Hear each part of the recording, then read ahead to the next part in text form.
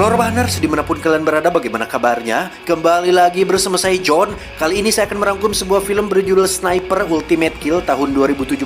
Dan tanpa mengurangi atmosfer keseniperannya, langsung saja pasang handsfree, simetriskan khusus terbahan, kencangkan celana dalam, selamat menonton, dan cekicrot.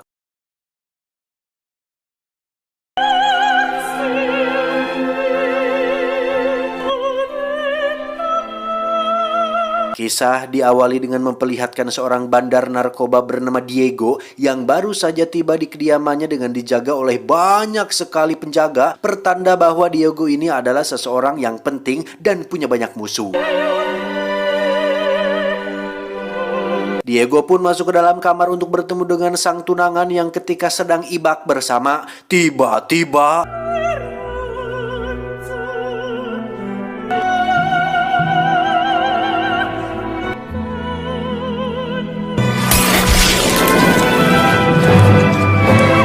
beralih ke tempat lain. Kisah akan berfokus pada seorang penembak jitu yang sedang menghadiri pemakaman rekannya ketika di medan perang. Dia bernama Brandon, sang tokoh utama kita yang kebetulan bertemu dengan atasannya yaitu Mayor Richard. Kita panggil saja Pak Mayor, di mana Brandon diminta untuk pergi ke Kolombia saat ini juga karena sedang terjadi kasus yang berhubungan dengan sniper, sehingga Brandon akan ditunjuk sebagai ahli untuk menyelidiki kasus tersebut. We need you down there. How's your Spanish? Shitty. Perfect. You're hired. Now where? Bogota, Colombia. Smile. You're going to Colombia. Singkat cerita, Brandon akhirnya tiba di kantor pusat Kolombia yang di situ ada Papa Shersan yang memimpin kasus ini. Tak buang waktu, beliau langsung menjelaskan bahwa kasus ini melibatkan seorang pria bernama Morales. Ini bebenguknya, seorang bandar narkoba yang sudah menjadi buron hampir 10 tahun lebih, dan baru-baru ini telah terjadi pembunuhan kepada para bos-bos dan bandar narkoba saingan Morales, di mana para penyidik menganggap bahwa itu semua dilakukan oleh Morales untuk menyingkirkan saingan bisnisnya dengan menyewa seorang sniper profesional untuk membunuh mereka semua di tempat yang berbeda. Seen him in 10 years. No one in law enforcement. And now he's back. Was Morales' worst rival, Diego Paolo, He was painted in his bathtub. 10 days ago. Dan mari saya perkenalkan dengan seorang pimpinan DEA bernama Estrada. Ini orangnya. DEA itu singkatan dari Drug Enforcement Administration atau penegak hukum narkoba pemerintah. Ya, kalau di kita semacam BNN kali, tapi ada pasukan khususnya. Menurut informasi dari intel terkait, Morales saat ini tinggal di sebuah peternakan yang jauh dari kota. Dan besok, Estrada dan tim akan melakukan penyergapan ke lokasi tersebut, yang mana tugas Brandon adalah untuk melindungi tim DEA dari jarak jauh dengan didampingi oleh Santiago. Ini orangnya yang akan menjadi pengamat sekaligus pelayan Brandon ketika di lapangan. Operation moved up a day. We need to move on Morales tomorrow. Drone analysis, topography checks. Yeah, he's right. Otherwise, we can't back you. Study up and get some rest. Big day tomorrow. Singkat cerita, esok hari pun tiba. Brandon dan Santiago terlihat sedang asruk-asrukan di antara ruyuk erih, sementara Estrada dan rekannya Mas Kumis baru saja tiba di lokasi dan turun sekitar 1 km dari rumah target, kemudian mengambil jalan memutar supaya penyergapan ini tidak ketahuan. We were in position and holding scope. We got a 300-degree view. Di kantor sendiri, Bapak Shersan kedatangan seorang agen khusus bernama John Sampson. Ini bebenguknya yang diutus oleh Departemen Keamanan Dalam Negeri untuk mengawasi dan mengamati jalannya misi ini. Make the party. How we doing? Well, with a little luck, within a Kembali ke lapangan, Estrada dan tim nampak sudah dekat dengan rumah target yang dengan semua persiapan seperti drone, pasukan bersenjata lengkap, tim pelindung jarak jauh, dan lain-lain. Harusnya misi ini berjalan lancar tanpa adanya kendala yang serius. Tetapi ketika tim 1 diperintahkan untuk masuk ke dalam lebih dulu, tiba-tiba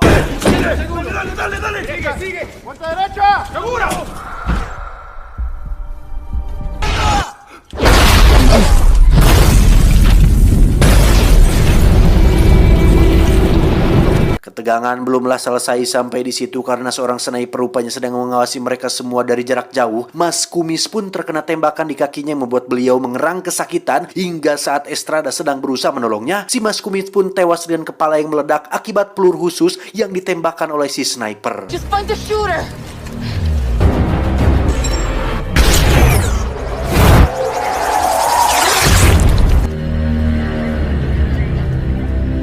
Setelah ketegangan selesai, Brandon yang masih mengenakan kostum Gilly pun sadar betul jika ini adalah sebuah jebakan dan merasa bahwa sniper yang menewaskan Mas Kumis barusan bukanlah sniper sembarangan karena dari 2 tembakan yang dilayangkannya, semuanya tepat sasaran dan peluru yang digunakan pun bukan peluru kaleng-kaleng. Morales was a no-show.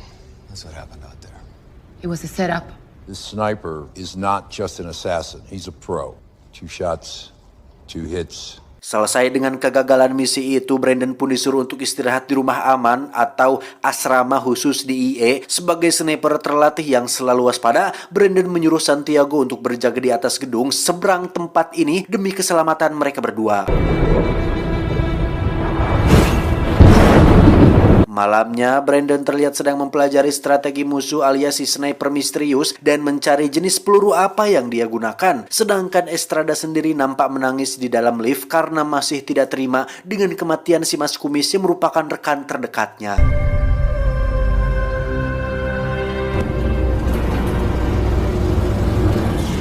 Tidak ingin air panon terus mengalir dari matanya, Estrada memutuskan untuk pergi ke jalanan menuju ke sebuah klub malam untuk mencari seseorang. Baru saja masuk, Estrada langsung ditoel-toel oleh pengunjung yang mabuk dan langsung menghajar orang tersebut hingga dia dengar cadas.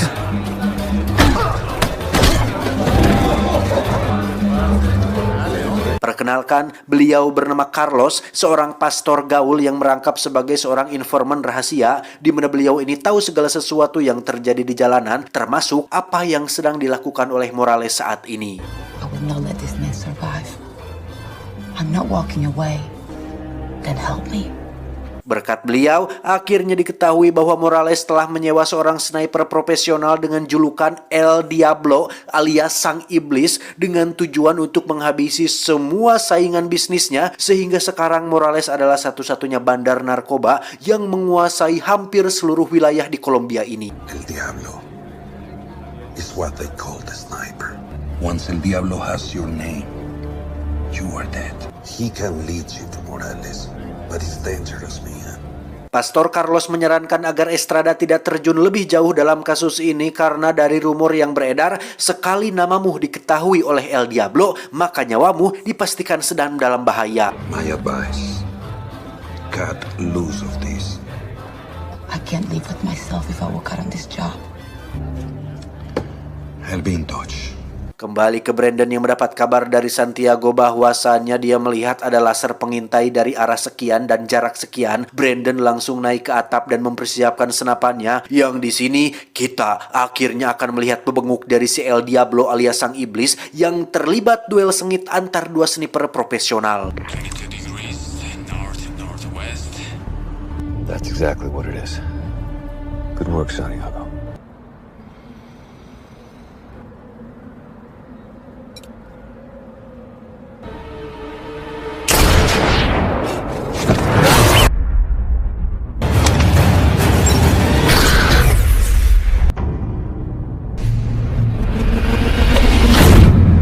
Dan ya, kita akhirnya akan melihat peluru milik El Diablo jelas berbeda dengan peluru konvensional pada umumnya, di mana Brandon hampir saja tewas jika dia tidak secepatnya berpindah posisi.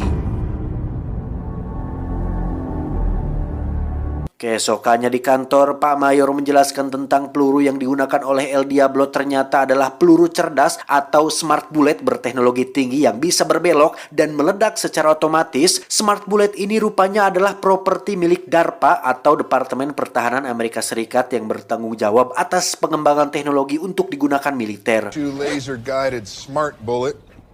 DARPA completed. Remote guidance is tied to an optics system. The bullet is capable of readjusting position. Sama seperti adegan di film Wanted, peluru ini benar-benar bisa belok secara akurat berkat sayap-sayap kecil yang terdapat pada bagian belakangnya dan bisa meledak pada jarak tertentu sesuai dengan keinginan si penembaknya. There's only so many points of access to get to this kind of tech. Adjusting position 30 times a second while hitting a moving target. Okay, I'm on it. Di sisi lain, kita akhirnya akan melihat bebenguk si Morales secara langsung tepat di markas besarnya yang di situ dia tengah bersama dengan para pemuda atau preman lokal di kota ini. Morales yang terkenal jahat pun nampak bersikap keras kepada salah satu bawahannya, yang hal tersebut cukup membuat takut seorang pemuda lokal bernama Aceng yang menyaksikan sikap Morales yang kurang beradab tersebut.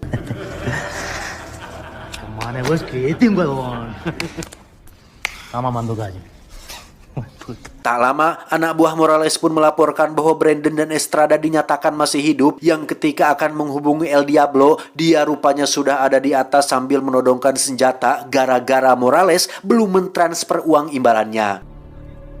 Where's my fucking money? Morales menolak membayar jika Brandon dan Estrada masih hidup, sehingga El Diablo diminta untuk segera melenyapkan keduanya karena sudah ikut campur dalam masalah ini. That Marine scout sniper is still alive. Listen, Diablito.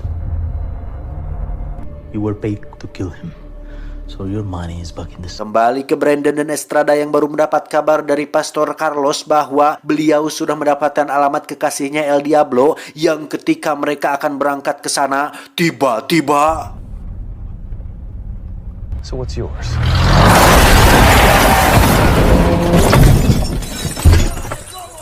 Sangat disayangkan Santiago harus tewas dalam insiden tersebut, yang ketika Brandon sudah selesai menghabisi anak buah Morales, Estrada nampak sudah pergi entah kemana.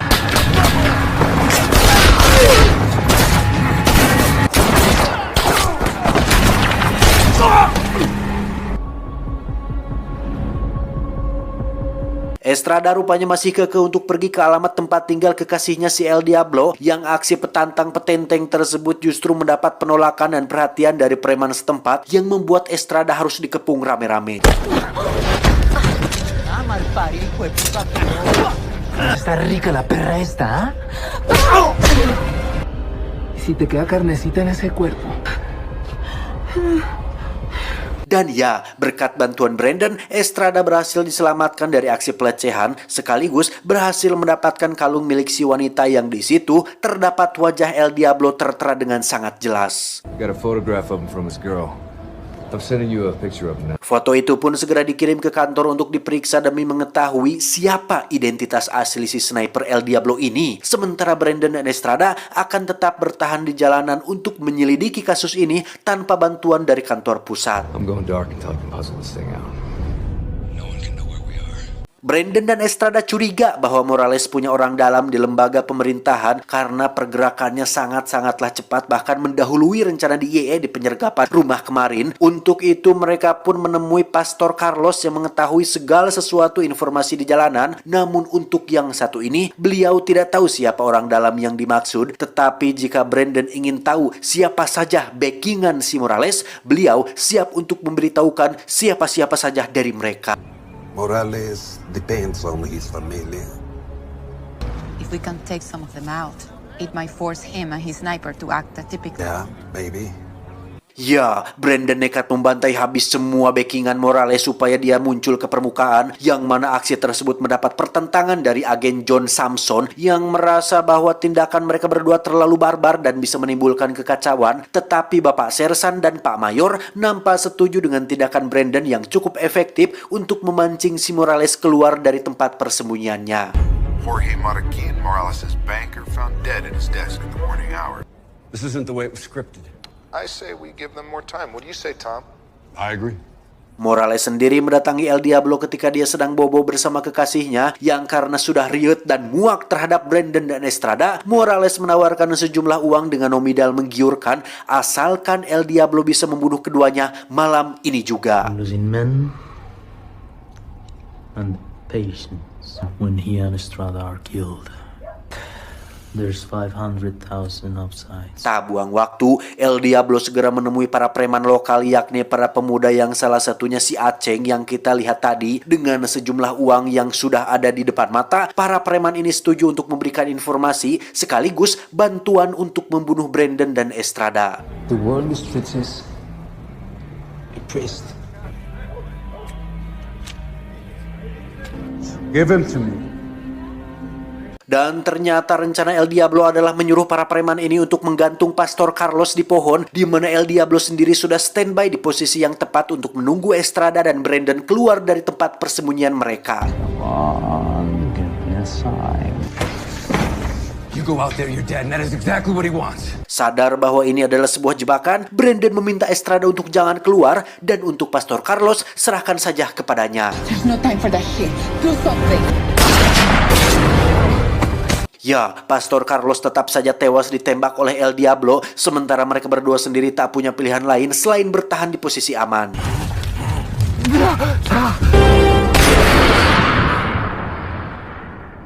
Keesokannya, ketika semua orang sedang berduka atas kematian sang pastor, Brandon tak sengaja melihat Aceng dengan gerak-gerik mencurigakan hingga dia memutuskan untuk mengejarnya.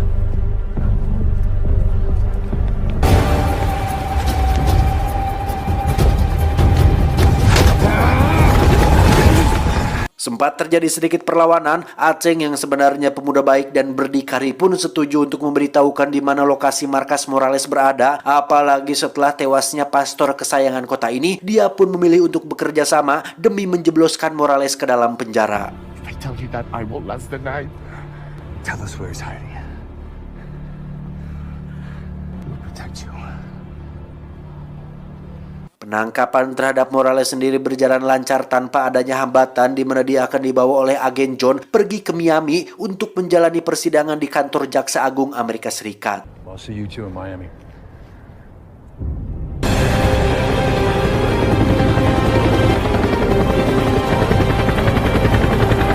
Setibanya Morales di Miami, kita akan melihat El Diablo baru saja sampai di bandara Miami juga menyamar sebagai orang lain dan berhasil lolos pemeriksaan pihak imigrasi, yang hal itu cukup mustahil apabila tidak ada bantuan dari orang dalam alias pemerintahan.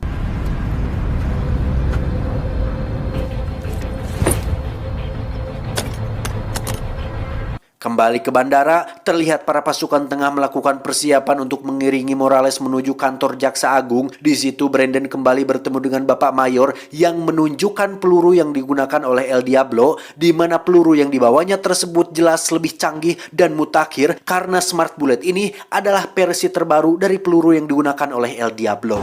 Kids back in the fridge. Home fries on deck. Past 12. Time to move. Sekalian juga Pak Mayor memberitahukan bahwa El Diablo ternyata adalah mantan tentara yang dulu bekerja di DARPA, di mana pihak DARPA sendiri melaporkan bahwa mereka kehilangan 100 butir peluru pintar yang sudah jelas bahwa itu dilakukan oleh El Diablo. Morales sendiri terlihat dipakaikan tudung kepala dan dibawa bersama konvoi yang akan membawanya ke pengadilan. Melihat konvoi berangkat duluan membuat agen John bertanya, "Kok kita nggak bareng sih bro?" Brandon pun menjawab, konvoi tersebut hanyalah umpan dan orang yang memakai tudung tersebut merupakan orang lain karena Morales yang asli akan dibawa menggunakan mobil van berwarna putih yang akan berangkat sebentar lagi. Gitu bos. It's a fake. Where's the real Morales? He rolls out later in a dry cleaner's van. El Diablo sendiri terlihat sudah bersiap di posisinya untuk membunuh Morales, yang rupanya dia memiliki majikan lain yang jabatannya lebih tinggi yang menyuruhnya untuk membunuh Morales agar tidak buka suara tentang orang-orang pemerintahan yang terlibat dalam bisnisnya, narkobanya yang ilegalnya. Here they come. I'll clock the convoy, you take perimeter. Entah siapa atasan El Diablo yang sebenarnya, dia baru diberitahu jika Morales berada di van berwarna putih sehingga dengan peluru pintarnya, El Diablo mulai bersiap untuk meledakkan mobil van tersebut. Here comes the van. Diablo, I'll take care of this. Copy that, sir. All unit.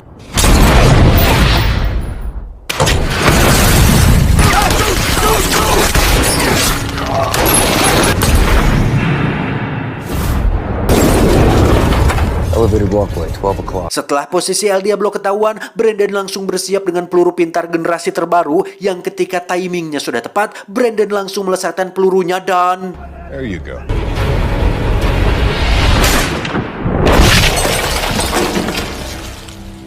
Orang yang memakai tudung di konvoi tadi ternyata adalah Morales yang asli, sedangkan yang di mobil van sama sekali tidak ada manusanya, melainkan hanya sebuah mesin yang dikendalikan dari jarak jauh, yang rencana ini sebenarnya ditujukan untuk mengungkapkan backingan Morales alias orang dalam yang selama ini menjadi pengkhianat. What the hell is this? There's nobody in the fucking van. Where's Morales? It's called a decoy, John. You just can't make this stuff up. Akhirnya terungkap bahwa agen John adalah orang dalam yang selama ini membantu Morales menjalankan bisnis narkobanya alias berperan sebagai backingannya, yang setelah Morales tertangkap tentu saja dia tidak ingin tertangkap juga, sehingga satu-satunya cara untuk bisa tetap menghirup udara bebas adalah dengan menyewa El Diablo untuk membunuh Morales. People died, Samson. Good people. That's on you, asshole. You're telegraphing our movements, putting our people in harm's way. You guys did a hell of a job. Good team. Gracias.